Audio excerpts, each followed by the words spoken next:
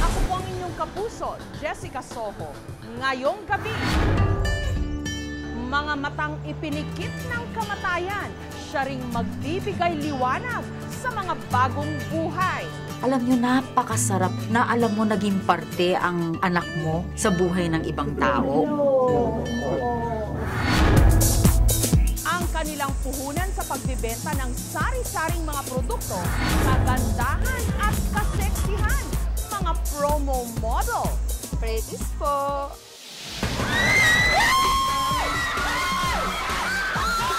Ang patuloy na paglaganap ng kulturang Koreano sa ating mga Pilipino. Ilan sa mga pruweba, ang pagpatok ng mga bandang katulad ng Super Junior at ng programang Queen Shonto. Sa isang bansang maraming nagugutom,